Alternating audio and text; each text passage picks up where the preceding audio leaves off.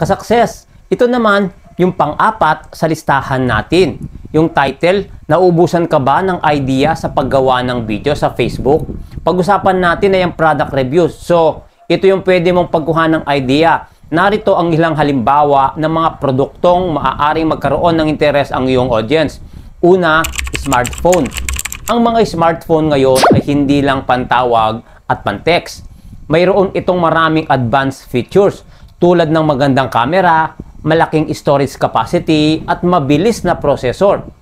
Isaalang-alang ang mga reviews na naglalarawan ng kahusayan ng camera, bilis ng sistema at iba pang kahalagahan ng bagong unit na labas na ito.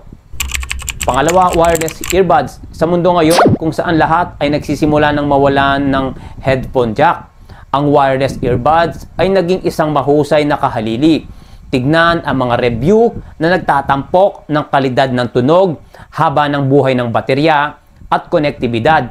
Pangatlo, fitness trackers. Para sa mga fitness enthusiast, ang mga fitness trackers ay nakakatulong sa pagmomonitor ng physical activity tulad ng hakbang, tulog at puso. I-research ang mga reviews na nagbibigay diin sa accuracy ng mga datos, comfort ang suot at kahalagahan ng app support. Pang-apat, ka-success, coffee maker. Para sa mga coffee lover dyan na tulad ko, ang magandang coffee maker na ito ay isang gamit at mapabilis ang paggawa mo ng paboritong timpla mong kape. Tulad ng espresso, mocha, black coffee, coffee with milk. Sa isang pindot lang, magagawa mo na ang kape na gusto mong timpla. At tuklasin ang mga review na kung anong uri ang kape na pwede mong gamitin o ilagay dito. At bilis at paggawa at quality ng produkto. Pang-lima, ka-success, laptop.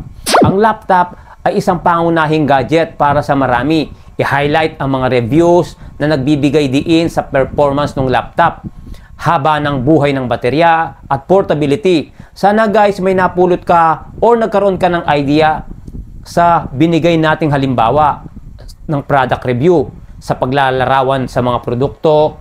Ito ay siguraduhin makakatulong sa mga audience, okay? Paggawa ng maayos na desisyon.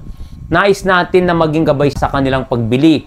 At ang mga ito, ang review natin na magiging daan upang makahanap sila ng tamang produkto para sa kanilang pangangailangan. So maraming salamat, ka-success, sa panonood. Sana may natutunan ka sa video ito. Maraming salamat and see you sa mga susunod nating mga video. Bye-bye! Thank you!